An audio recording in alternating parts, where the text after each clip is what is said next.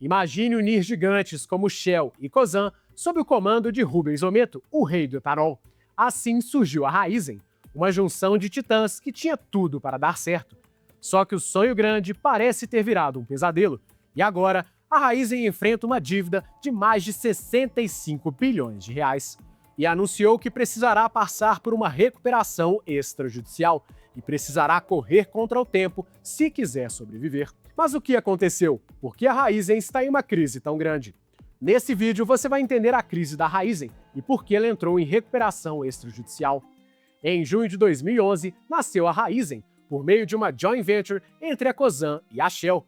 A empresa rapidamente se estabeleceu como potência nos setores de biocombustíveis, energias renováveis e mobilidade. O nome da companhia é a fusão de raiz e energia, uma promessa de enraizamento e potência que por muitos anos permaneceu cumprida à risca. O negócio seria comandado pelo homem forte da Cosan, Rubens Ometo, conhecido popularmente como o rei do etanol. Durante seus primeiros anos, a Raízen entregou tudo o que prometia. Ao combinar a rede de postos Shell com a musculatura agroindustrial da Cosan, a empresa virou uma potência de dupla face, produtora de etanol e açúcar no campo e distribuidora de combustíveis nas cidades. O auge veio em 2021, quando a companhia realizou o segundo maior IPO da Bolsa Brasileira, quando abriu seu capital, levantando 6,9 bilhões de reais, alcançando o valor de mercado de 74,4 bilhões de reais. O dinheiro do IPO e o otimismo do momento alimentaram uma série de apostas que, em retrospecto, revelaram-se caros demais e transformaram a empresa de um negócio focado numa máquina de queimar caixa em múltiplas frentes. Se há um fio condutor na trajetória de decadência da Raízen, ele está na palavra expansão. Enquanto o core business de açúcar e etanol exigia investimentos crescentes, a empresa decidiu transformar sua rede de postos Shell numa plataforma para conquistas em setores completamente diferentes. E pagou caro pela ambição. Além dos postos e da energia, a Raízen decidiu apostar alto no varejo.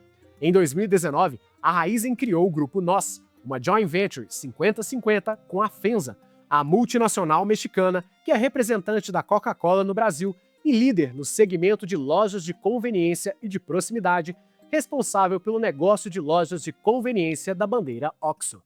Na operação, além da rede OXXO, a holding exerceria também o controle da marca Shell Select, com o objetivo de acelerar a expansão de lojas das duas bandeiras. A lógica parecia sedutora, usar a capilaridade dos postos Shell como trampolim para competir com os gigantes do varejo como Pão de Açúcar e Carrefour. O crescimento das bandeiras Shell Select e principalmente OXXO foi rápido, mas o modelo de lojas de proximidade, que depende de escala enorme para gerar margens razoáveis com ticket médio-baixo, não se traduziu em retorno financeiro adequado. O resultado foi uma saída pela porta dos fundos. Com o fim da joint venture, a Raízen seguiu com a gestão de 1.256 lojas de conveniência Shell Select e Shell Café, cuja expansão passou a ser feita pelo modelo prioritário de franquias, integradas à rede de postos Shell. Já a FEMSA coube a gestão de 611 unidades da rede OXXO, além de seu centro de distribuição em Cajamar, São Paulo, assumindo também as dívidas e o caixa disponível do Grupo Nós. Uma empreitada que custou caro e rendeu milhões de reais em prejuízo para a FEMSA e principalmente para a Raízen, que teve que simplesmente abrir mão das lojas OXXO para parar de perder dinheiro. Em outra ponta, a Raízen apostou no Shell Box, plataforma para pagamento de combustíveis nos postos da marca Shell, que permitia realizar transações de forma 100% digital, sem precisar de maquininha de cartão, acumulando pontos que poderiam ser trocados por milhas ou descontos em postos. A ideia era posicionar a Raízen como empresa de tecnologia e fidelidade, além de distribuidora de combustível. O app cresceu, mas jamais gerou o retorno esperado de um produto de fintech, e o investimento em plataformas digitais consumiu recursos que fariam falta ao caixa. E mais uma vez, a Raízen desfocou de seu negócio principal e gastou milhões de reais que não deram resultado. Em conjunto, a empresa também apostou em energia solar e outras modalidades de energia, que também não deram o retorno adequado. Cada uma dessas iniciativas era isoladamente defensável do ponto de vista estratégico. Juntas, num contexto de endividamento crescente, representaram uma dispersão fatal de capital. Só que a Raízen também enfrentou derrotas no seu próprio ramo de atuação. No campo agroindustrial, a expansão foi igualmente agressiva. A aquisição da Biosev em 2021 por 6,5 bilhões de reais era apontada como fundamental para ampliar o parque industrial de cana-de-açúcar, mas se mostrou pouco rentável e exigiu altos investimentos em maquinário para modernizar as plantas adquiridas. Ao mesmo tempo, a Raízen apostou pesado no etanol de segunda geração, tecnologia que utiliza bagaço e palha da cana para produzir biocombustível, com a ambição de liderar a transição energética global. A aposta estava alinhada ao espírito da época, mas o retorno financeiro não veio na velocidade exigida por uma empresa com aquele nível de dívida.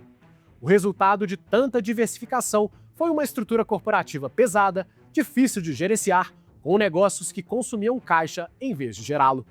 Os altos investimentos, principalmente relacionados a projetos de expansão, somados a uma estrutura corporativa complexa e a ausência de sinergia entre ativos não essenciais, restringiam significativamente a geração de caixa, levando a dívida para níveis cada vez mais elevados. A dívida líquida saltou de 13,8 bilhões no fim do ano safra 2021-22 para 49,2 bilhões no primeiro trimestre de 2026. E enquanto a Raízen sangrava caixa com investimentos dispersos, um novo competidor emergia silenciosamente no coração do agronegócio brasileiro e ameaçava o próprio alicerce da Raízen com etanol de milho, produzido sobretudo no centro-oeste do país, que passou de curiosidade a ameaça estrutural em poucos anos. A crescente produção do etanol de milho afastou os processadores de cana-de-açúcar do mercado de biocombustíveis, fazendo com que eles destinassem uma parcela recorde da safra para a produção de açúcar. O movimento ajudou a levar os preços do adoçante ao menor nível em 4 anos. Isso destruiu a grande vantagem competitiva que as usinas de cana sempre tiveram: a flexibilidade de alterar entre açúcar e etanol conforme os preços de cada commodity. Usinas, incluindo a Raízen e São Martinho, costumavam alternar entre produzir mais açúcar ou etanol, conforme o que fosse mais lucrativo. Agora, a crescente concorrência do biocombustível à base de milho significa que muitas delas podem ter que continuar com foco no açúcar, mesmo que os preços continuem baixos. O diferencial de custos é brutal e explica por que essa disputa é estrutural, não cíclica. Na última safra, o custo para produzir 1 litro de etanol a partir da cana foi de R$ 2,84. Já a FS Bio, produtora de etanol de milho, registrou o custo de R$ 1,55 por litro, uma diferença de quase 45%. Com essa vantagem de custo, as usinas de milho conseguem vender mais barato e ainda ter margens. As usinas de cana ficam espremidas e a produção de etanol de milho aumentou em cerca de 2 bilhões de litros em uma única temporada, enquanto o etanol de cana estava em declínio, de acordo com a consultoria Datagro. Mesmo medidas do governo federal, como o aumento da mistura obrigatória de etanol na gasolina de 27,5% para 30%, beneficiaram mais as usinas de milho, que crescem mais rápido do que as tradicionais processadoras de cana. A expectativa é que o etanol de milho continue crescendo nos próximos anos, com a alta produtividade agrícola do milho, mantendo os custos de produção mais baixos em comparação com a cana. E o cenário que se desenha é de uma mudança permanente no mapa dos biocombustíveis brasileiros, e a Raízen, a maior processadora de cana do país, está no epicentro dessa transformação. Se os erros estratégicos plantaram as sementes do problema e o etanol de milho roeu as bases do negócio, o clima providenciou o colapso final. A partir da safra 2024-25, secas, queimadas e excesso de chuva reduziram moagem, produtividade e qualidade da cana-de-açúcar. As queimadas que assolaram o interior paulista em 2024 destruíram canaviais inteiros, comprometendo o rendimento das colheitas. O impacto operacional foi de 30%. Os juros altos no Brasil, com a Selic em 2 dígitos, amplificaram o problema. Cada ponto percentual a mais custava bilhões a uma empresa com aquele nível de endividamento. O ciclo 2025-26 transformou uma crise gerenciável em emergência financeira. Em fevereiro, a produtora de energia apresentou um prejuízo líquido de 15,6 bilhões de reais no terceiro trimestre do ano safra 25-26, resultado 6 vezes superior ao apurado no mesmo período do ciclo anterior. No acumulado dos 9 primeiros meses do ano safra, a companhia somou prejuízo de 19,8 bilhões de reais. E o patrimônio líquido ficou negativo em 1,1 bilhão de reais, sinal técnico de insolvência. As agências de risco responderam em coro, retirando o grau de investimento da empresa junto a Moody's, S&P e Fitch. Sem esse selo, o acesso a crédito fica mais caro e restrito, um círculo vicioso que aperta ainda mais a corda no pescoço de empresas endividadas. As ações da Raízen despencaram 56% em 2025. Sem saída, em 11 de março de 2026, a Raízen protocolou um pedido de recuperação extrajudicial na comarca da capital de São Paulo. A iniciativa faz parte de um plano de reorganização de dívidas financeiras que somam mais de 65,1 bilhões de reais. E a renegociação torna a Raízen detentora do título de maior recuperação extrajudicial da história do Brasil. A escolha pela via extrajudicial e não pela recuperação judicial convencional é deliberada e estratégica.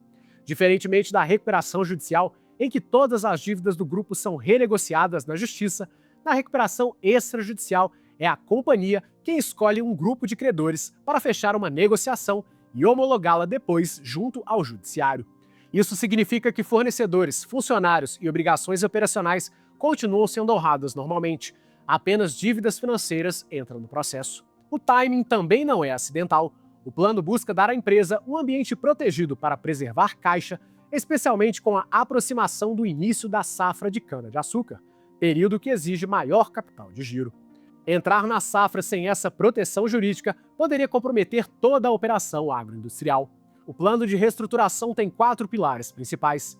O primeiro é a injeção de capital pelos próprios controladores. A proposta contempla 4 bilhões, dos quais 3,5 bilhões viriam do Grupo Shell e 500 milhões de reais da família Ometo. O segundo pilar é a conversão de parte da dívida em participação acionária, o que diluiria os atuais sócios, mas aliviaria o passivo financeiro e alinharia os interesses dos credores ao desempenho futuro da empresa. O terceiro é a venda de ativos. A Raízen já havia iniciado um processo de desinvestimento, vendendo mais de 5 bilhões em ativos não essenciais, e esse movimento deve se intensificar. O quarto pilar é o retorno ao foco no negócio central. A era das apostas em varejo, apps de pagamento, eletropostos, energia solar e tecnologias de ponta, financiadas a crédito, parece ter chegado ao fim. A crise da Raízen vai muito além de um balanço com números vermelhos. Com mais de 45 colaboradores e 15 mil parceiros de negócios espalhados por todo o Brasil, a empresa controla 35 usinas de produção de açúcar, etanol e bioenergia. Uma deterioração desordenada teria efeitos em cascata sobre toda a cadeia do agronegócio e sobre o abastecimento de combustíveis do país. Mas há uma ironia cruel no centro dessa história. A Raízen errou ao apostar que poderia ser tudo ao mesmo tempo. Ao tentar capturar todas as ondas da transição energética e do novo consumo, perdeu o equilíbrio. Enquanto isso, o etanol de milho, mais barato, mais eficiente, produzido em regiões que a cana não alcançava, avança sobre o terreno que a empresa pensava ser seu direito histórico. E o pedido de recuperação extrajudicial mostra que o modelo de negócio parece ter chegado ao seu limite. Agora, o rei do etanol e seus sócios na Shell precisam convencer credores, investidores e o mercado de que ainda há um reino a salvar e que as raízes do negócio são fortes o suficiente para suportar a poda que vem pela frente. E você, acha que a Raízen vai se recuperar? O rei do etanol vai dar a volta por cima? Compartilhe a sua opinião com a gente nos comentários.